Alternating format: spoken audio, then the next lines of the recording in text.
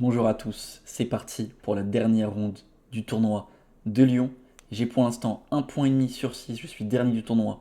Une ronde avant la fin, en cas de victoire, je pourrais ne pas finir dernier et mettre au moins une victoire dans ce tournoi. C'est la partie de dimanche à 17h, c'est la troisième de la journée. Je termine celle d'avant aux alentours de 16h30, 16h40. Dépité de ma défaite, je sors faire un tour dans Lyon, très très énervé. Et j'arrive devant l'échiquier, 10 minutes en retard. J'ai que 50 minutes au départ de cette partie. Mais honnêtement, quand j'arrive, j'ai même pas envie de jouer. J'ai pas arrêté le tournoi parce que bon, je me dis bon, je suis venu, c'est pour jouer, même si j'ai plus envie de jouer. Euh, le tournoi là, franchement, ça m'a limite. Enfin, à ce moment-là, j'étais dégoûté. Totalement dégoûté des échecs, j'avais juste pas envie de jouer la dernière partie. Et en même temps, je me dis d'un autre côté, je suis 22-32, j'ai quand même 10 points à prendre sur cette partie, je peux remonter à 22-42. Si je suis trop énervé, je peux même perdre cette partie et descendre à 22-22. Donc ce serait très catastrophique. Donc j'ai pas non plus envie de la perdre, j'ai envie de la gagner, mais en même temps, j'arrive pas à me motiver pour me donner les moyens de gagner cette partie. En tout cas, j'arrive devant à 17h10. Juste avant que je commence l'analyse, n'hésitez pas à liker la vidéo, vous abonner à la chaîne si ce n'est pas encore fait, et mettre un petit commentaire à la fin de la vidéo. Et je joue E4. Dans ce tournoi, j'aurais donc joué deux fois. J'ai joué quoi? Dans ce tournoi, j'ai joué cavalier F3, j'ai joué E4, et j'ai joué. J'ai joué quoi la première? J'ai joué E4. Ouais, j'ai joué 3 fois E4 et une fois cavalier F3. Mon adversaire me répond C5, c'est la première sicilienne du tournoi. Je joue cavalier F3 et il me joue E6. On est reparti pour une Kia. Il joue cavalier C6, je joue G3. Il joue D6, je joue fou G2. Il joue cavalier F6, je mets mon roi à l'abri. Il fait fou E7. Je joue tour E1, il joue petit roc. Ici, mon adversaire n'a pas contesté le centre, il a joué avec D6 et non avec D5. Donc le plan, ça va être de jouer avec C3, D4. Quand l'adversaire joue avec D5, le plan c'est de fermer le centre et d'envoyer tout sur le roi. Par contre, quand il ne conteste pas le centre, l'idée c'est de prendre le centre nous-mêmes. Je joue donc C3, mais ici, il ne va pas me laisser la possibilité de jouer D4, il va jouer E5 lui-même. Alors je sais qu'ici la théorie, je crois de mémoire, c'est de jouer H3, un plan du style H3, les noirs vont peut-être jouer fou E6 ou tour E8, quelque chose comme ça. Et là on peut jouer avec D4 maintenant, quelque chose comme ça. Genre prise, prise, prise, cavalier prend. Alors qu'en fait, si on joue directement D4, ici, le problème c'est qu'il y a E prend, C prend et D5. Je crois que c'était ça le problème. C'est un truc comme ça, qui met un peu le bazar au centre. Parce que si je pousse, je me prends cavalier E4. Si je me prends cavalier prend. Et bon là, tout s'échange au centre, j'ai pas l'avantage. Et en fait, en jouant H3 d'abord, la différence, c'est que maintenant, après prise, prise et D5, j'ai take, take, cavalier C3. Et après cavalier prend, pion prend.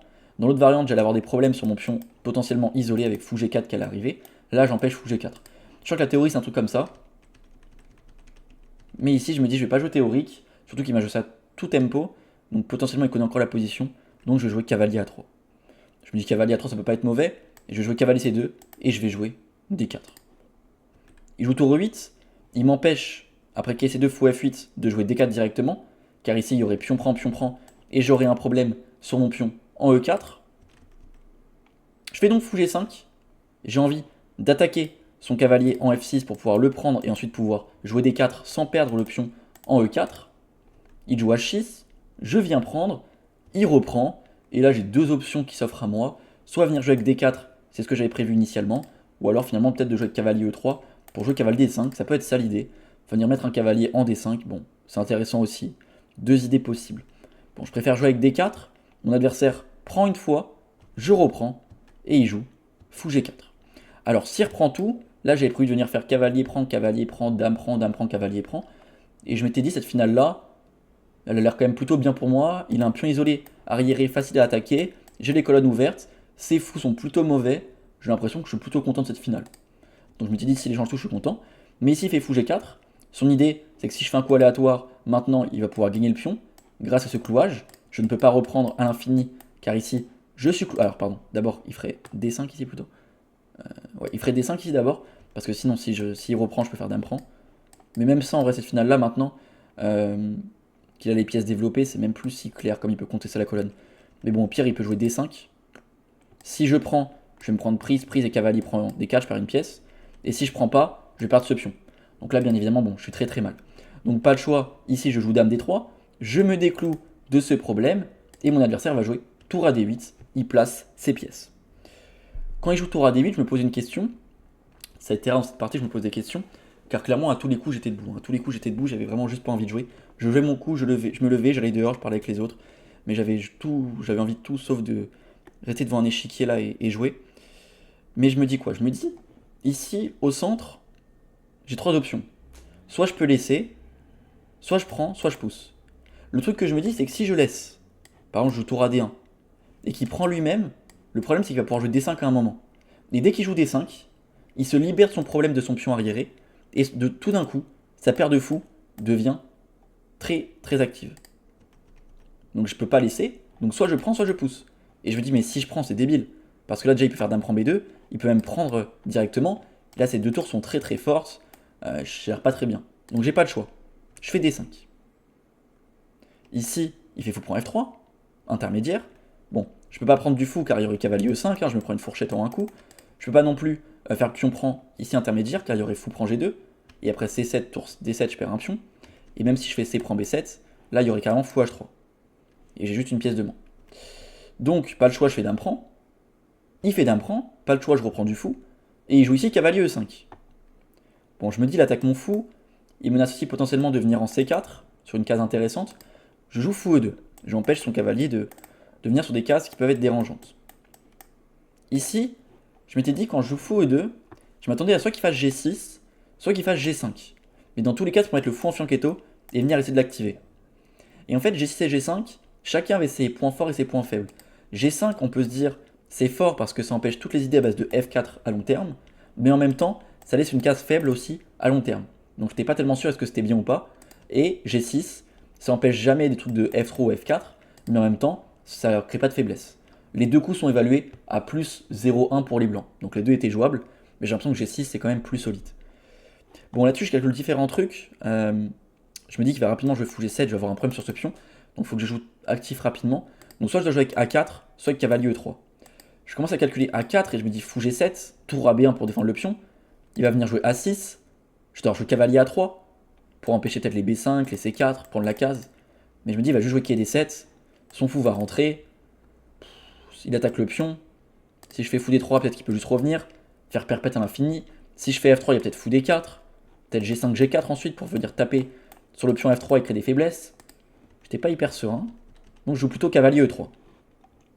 Cavalier E3, ici je m'attendais clairement à qu'il fasse fou G7. J'avais prévu tour à B1, peut-être tour B8 pour lui, pour jouer B5, j'allais faire A4, peut-être qu'il allait faire A6 pour préparer B5. J'avais prévu B4, pour vraiment ouvrir la colonne B, doubler les tours, etc. Mais ici, il me joue quai D7. Il attaque mon pion en E4. Ok. Alors si je fais fou F3, mon fou derrière va être très mal placé.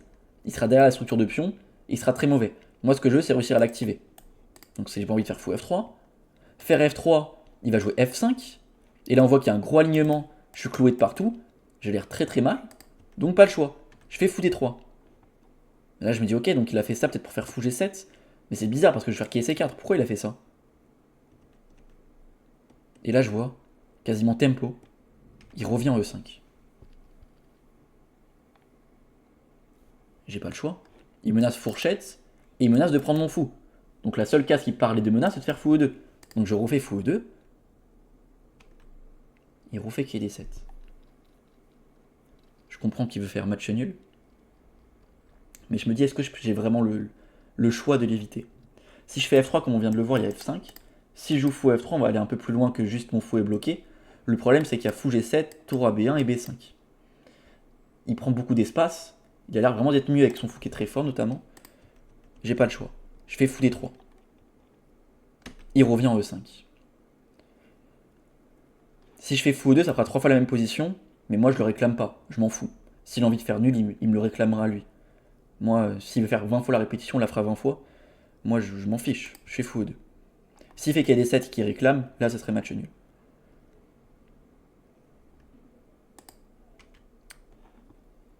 Il s'apprête à jouer cavalier D7 et il fait la réclamation correctement. Il note son coup sur sa feuille, ou je sais même plus s'il le note, mais il me dit je vais jouer cavalier D7. ça fera 3 fois la même position. Si je dis oui, c'est match nul. Si je dis non, il appelle l'arbitre, on reconstitue la position. Si ça fait 3 fois, c'est nul. La position a bien été faite 3 fois, donc je lui dis ok. Et on fait match nul. Fin de ce tournoi, waouh. Fin de ce tournoi très très long. Il a été très très long pour moi quand j'étais sur place ce tournoi. Je voyais, c'était bien lent pour terminer ce tournoi. Mais au moins c'est fini. On va faire le bilan de partie pour voir ce qu'on a pensé l'ordinateur, mais ouais, ça fait très très mal. On va voir la grille américaine et le nombre des points Elo que j'ai lâché dans ce tournoi.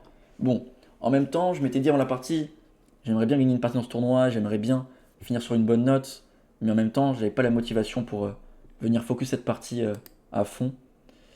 Euh, et en même temps, je me dis, vu dans quel état j'étais, vaut mieux peut-être terminer comme ça que terminer sur une défaite qui serait là un peu trop abusée.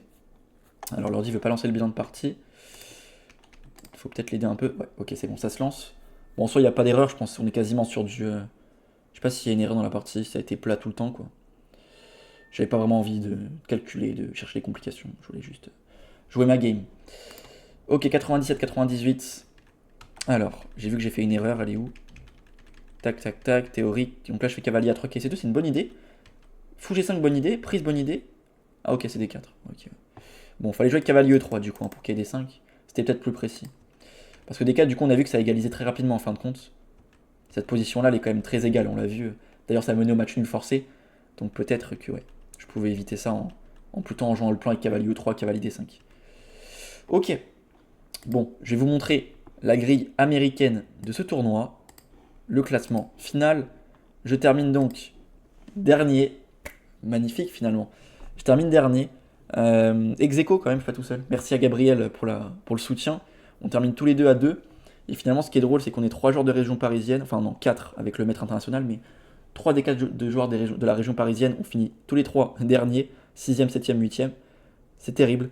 Je perds donc 32 points Elo sur ce tournoi. J'en avais gagné 2 en match inter-entreprise. Je serai donc 2000. Non, je perds 31, pardon. Attends, j'en perds combien? Attends, j'en perds 33 en fait. Non, j'en perds 33, pardon. J'en perds 33. Je passe 2232 après ce tournoi. Les prochaines échéances, c'est une partie d'interclub à Limoges. Au moment où je sortais de vidéo, elle a déjà été jouée. Pendant que je la tourne, elle n'a pas encore été jouée. Donc vous la verrez sur YouTube d'ici quelques jours. Je jouerai sûrement un jour environ 2200 avec les pièces noires, donc intéressant pour essayer de se rattraper. C'est une partie qui va valoir environ 9 points Elo, donc j'aimerais bien la gagner pour remonter un peu. Ensuite, le week-end du 12 et 13 avril, je ferai le tournoi d'Anguien-les-Bains. Je ne pourrai pas jouer les 5 rondes, je jouerai que les 4 premières, car le dimanche après-midi et le dimanche soir, je serai à la backup de Blitzstream, donc je ne pourrai pas jouer la dernière ronde. J'y vais juste, franchement, je vais être totalement franc avec vous. Je vais pas dire oui, alors j'ai envie de jouer aux échecs, non. Là, mon classement il est très bas. J'ai vu ce tournoi, je serai premier Elo, j'y vais clairement pour faire 4 sur 4 et ramasser peut-être 9 points Elo. Voilà, clairement, ça fait mal de voir mon classement aussi bas, donc j'y vais pour prendre mes points. Après voilà, c'est pas non plus hyper simple. Si je joue des joueurs à 19 2000, c'est pas des victoires assurées, hein, donc il faudra quand même gagner les parties. Mais j'y vais clairement pour rattraper mes points parce que là, ça fait mal de voir le classement aussi bas, 22-32. Je pensais pas que j'allais descendre aussi bas dans le Road to MI. Déjà, je pensais pas descendre en dessous de 22-50. Donc on va essayer de vite remonter et de voir juste très rapidement Stello à 22-30. Et ensuite, je serai bien sûr au très fort tournoi d'Alicante du 16 au 21 avril en Espagne. Je serai 200e Elo sur la grille de départ. Il y a plus de 300 joueurs titrés. C'est un tournoi exceptionnel. Et ensuite, il y aura donc le championnat de France fin avril, qui est vraiment la grosse échéance de l'année 2025. Donc je vais essayer d'arriver le plus frais, le plus près possible à ce tournoi. C'est vraiment le tournoi le plus important pour moi de l'année. Ok, bon. En tout cas, j'espère que les analyses vous auront plu, malgré le fait que le tournoi soit très mal passé. J'espère quand même que les vidéos sont divertissantes et agréables à regarder. C'était le divertissement de faire 0 victoire. Mais bon, j'espère vous satisfaire avec le niveau de jeu aussi dans mes prochains tournois. On se retrouve très rapidement pour l'analyse de ma partie à Limoges en National 1 adulte. D'ailleurs, c'est le match du maintien pour mon club. Donc j'espère qu'on va réussir à se maintenir, sinon ça ferait mal aussi. Ce serait beaucoup d'ondes négatives d'un coup. Mais voilà, on se retrouve dans quelques jours pour l'analyse du Road to MI numéro 33. Allez, à bientôt. Ciao.